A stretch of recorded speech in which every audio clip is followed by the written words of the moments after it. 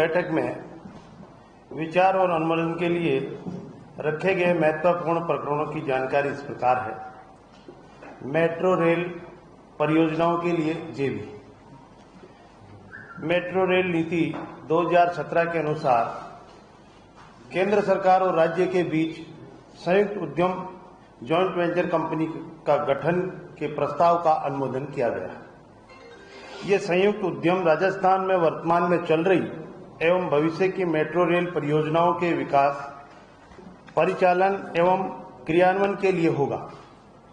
Delhi metro, Kochi metro, Bangalore metro, Uttar Pradesh metro, Noida metro, Madhya Pradesh metro, Nagpur metro आदि लगभग सभी राज्यों में भी सफलतापूर्वक जेवी का यही मॉडल अपनाया गया। रेल मेट्रो की नीति 2017 के अनुसार जेवी को भारत सरकार से मेट्रो परियोजना लागत में वित्तीय सहयोग, अंश पूंजी एवं ऋण के रूप में प्राप्त हो सकेगा। साथ ही राज्य में मेट्रो परियोजनाओं के लिए तकनीकी एवं प्रशासनिक सहयोग प्राप्त हो सकेगा, क्योंकि हम जॉइंट वेंचर कर रहे हैं जिसमें 50-50 पार्टनरशिप हमारी रहेगी और 50-50 पार्टनरशिप के बाद में हमारी जो पुरानी चल रही है उसका भी हम ओनर हम रहेंगे, पार्टनरशिप वही चलेगी। नमस्कार। अब मैं माननीय कैबिनेट मंत्री राज्यवर्धन राठौड़ जी को आमंत्रित करूंगा कि वे अपना विषय। प्रेस के साथियों को नमस्कार। मैं आगे पहलवा साहब ने जहां छोड़ा उससे आगे मैं आपसे बातचीत कर रहा हूँ। इस कैबिनेट के अंदर कुछ महत्वपूर्ण निर्णय लिए गए, शिक्षा विभाग से संबंधित हैं, पावर से संबंधित हैं, मेडिकल इंश्योरेंस से संबंधित हैं। इन सबके बारे में आपको मैं बताता हूँ। मेडिकल इंश्योरेंस में ये पाया गया कि डिले हो रहा है, देर हो रहा है मेडिकल इंश्योरेंस मिलने। कैबिनेट ने यह निर्णय करा है कि मेडिकल इंश्योरेंस पे तेजी लाई जाएगी और उसके लिए सबसे पहले सेटलमेंट होगा। मेडिकल इंश्योरेंस कंपनी का जो हिस्सा है सबसे पहले वो सेटल करेंगे, उसके बाद जो बकाया हिस्सा होगा वो आरजीएचएस से सेटल करा दिया जाएगा। इससे सरलीकरण भी होगा और इंश्योरेंस मिलने में तेजी भी आएगी। चिकित्सा विभाग के अंदर ये देखा गया कि सुपर स्पेशलिटी के जो टीचर्स हैं, अध्यापक हैं, मेडिकल कॉलेज के सुपर स्पेशलिटी के जो टीचर्स हैं या सब स्पेशलिटी के जो टीचर्स हैं, उनकी कमी है।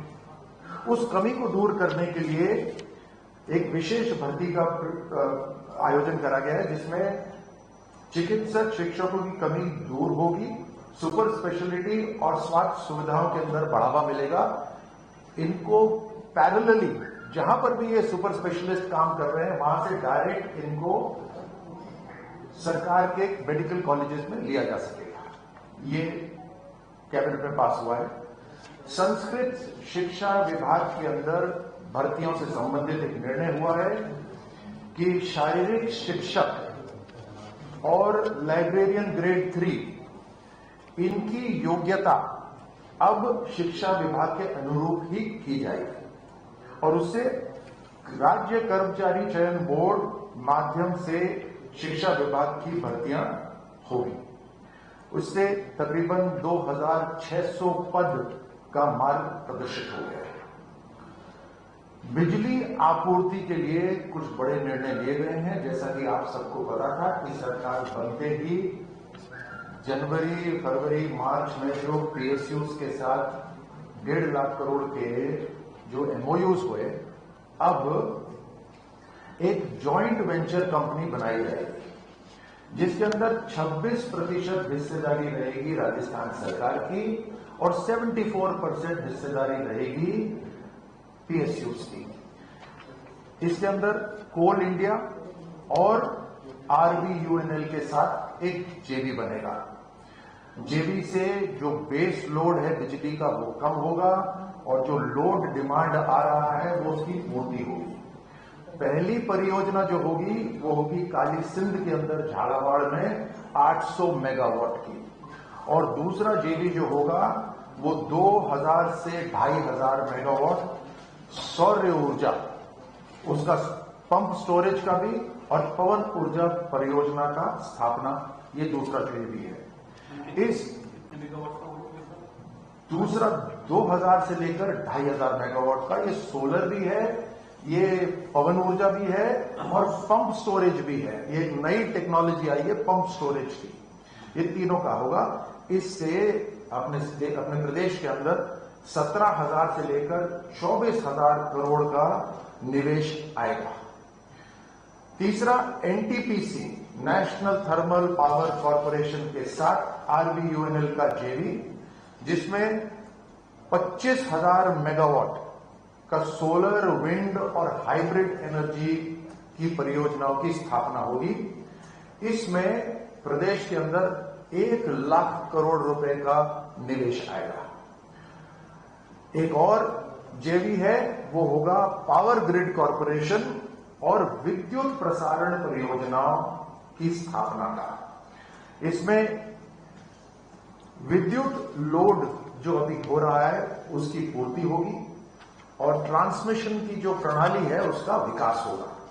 ये बिल्ड, ओन, ऑपरेट और मेंटेन, यानी निर्माण भी करें, उसका स्वामित्व भी हो, संचालन भी करें, उसका रखरखाव भी हो। इसको सबको ध्यान में रखते हुए ये सिस्टम संचालन होगा। इस जेवी के माध्यम से 10,000 करोड़ रुपए का निवेश आएगा।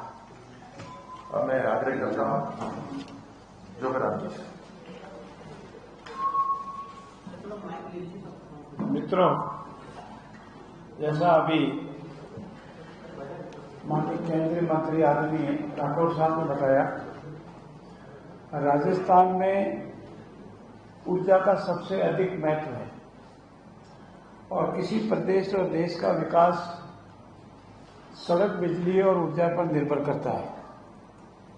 अभी हमारी ऊर्जा क्षेत्र में पूर्ण रूप से आत्मनिर्भरता नहीं है और इस दृष्टि को रखते हुए सरकार बार बार प्रयास कर रही है कि हम धीरे धीरे ऊर्जा क्षेत्र में आत्मनिर्भर, और इसी संबंध में माननीय राठौड़ साहब ने आपके समक्ष ये विषय रखा। इससे संबंधित ही एनटीपीसी ग्रीन एनर्जी एवं आरबीयूएनएल के मध्य एक जॉइंट वेंचर किया जाएगा।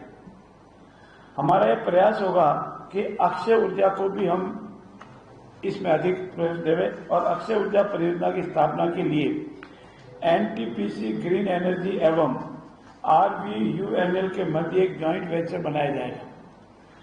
इस सब का उद्देश्य पीछे यह है कि ये जॉइंट वेंचर 25,000 मेगावाट की सोलर, विंड, हाइब्रिड एनर्जी सहित नवीन ऊर्जा परियोजनाओं की स्थापना करेगी ताकि राजस्थान में हमें बिजली में आत्मनिर्भर होने की और अग्रसर हो सके। इस जॉइंट वेंचर के माध्यम से प्रदेश में करीब 1 लाख करोड़ का निवेश होने की संभावना है। इतना ही नहीं, power grid corporation of India limited एवं राजस्थान विद्युत प्रसारण निगम के मध्य भी एक जॉइंट वेंचर का निर्णय लिया गया है। विद्युत प्रसारण परियोजना की स्थापना के लिए ये power grid corporation of India limited एवं राजस्थान विद्युत प्रसारण निगम के मध्य जॉइंट वेंचर कंपनी स्थापना के बाद हम ये प्रयास करेंगे कि इससे राजस्थान में विद्युत लोड की मांग, ट्रांसमिशन प्रणाली एकदम दुरुस्त हो, लोड कम हो, क्षमता के अनुसार हमको लोड मिले। इसके अलावा ये जॉइंट वेंचर बोम से मान निर्माण, स्वामित्व, संचालन एवं रखरखाव आधार पर ट्रांसमिशन सिस्टम का संचालन करेगी। हमारा जो ट्रांसमिशन सिस्टम है बिजली का, उसमें जो कमी आ रही है उसको करेगी और अपने द्वारा बनाई गई संपूर्ण ट्रांसमिशन क्षमता राजस्थान डिस्कॉम को उपलब्ध कराएगी। बेस्ट से बेस्ट इक्विपमेंट के साथ, अच्छे तारों के साथ, खंभों के साथ ट्रांसमिशन सिस्टम बेस्ट हो, लॉसेस कम से कम हो, टाइम पर रहे, ट्रिपिंग नहीं हो, इन सब के पीछे इसका उद्देश्य है। इस जॉइंट वेंचर के माध्यम से 10,000 करोड़ रुपए का अनुमानित खर्चा होने की पॉसिबिलिटी है। एक हमने और निर्णय भी लिया है कि हमारा RSR 1951 अस्थायी आधार पर वेतन पद्धति निदान हेतु संशोधन करना था और हमने वर्तमान राजस्थान सेवा नियम 1951 में इस संबंध में आवश्यक संशोधन किया है ताकि हम टेम्परेरी बेसिस पर भी आवश्यकता पड़ने पर एम्प्लॉय ले सकते हैं और इसका वेतन निर्धारण भी कर सकते हैं। अब इस सेवा नियम में 26D जोड़ करके आवश्यक अस्थायी आधार पर नियुक्ति एवं पदोन्नति वेतन निर्धारण किए जाने के भी प्रावधान किए गए हैं।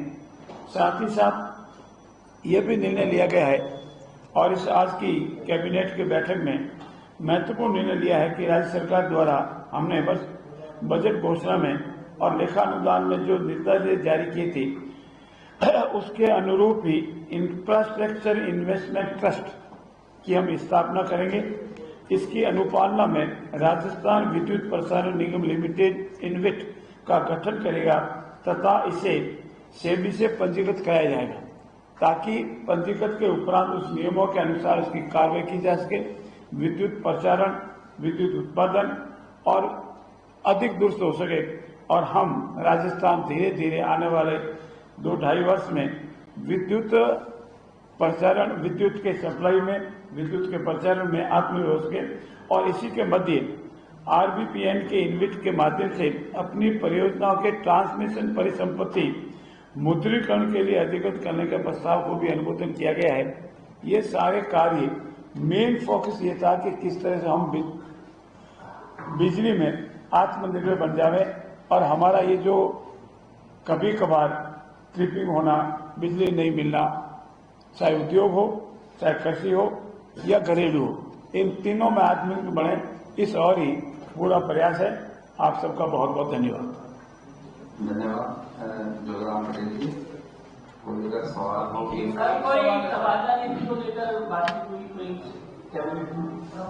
देखिए, जहां तक तबादला नीति का प्रश्न है, जब भी अंतिम प्रारूप प्राप्त कर लेगी हम आपके समक्ष उसका पूर्ण रूप से निवेदन करेंगे। अभी अनेक चीजें ऐसी है जो विचाराधीन रहती है, उसमें अनेक तरह के सलाह, पक्ष विपक्ष, लाभ हानि, पक्ष निपक्ष, सब बातों को विचार करने के उपरांत जब भी अंतिम रूप प्राप्त करेगी तो आपको अवश्य बताई जाएगी। बिजली में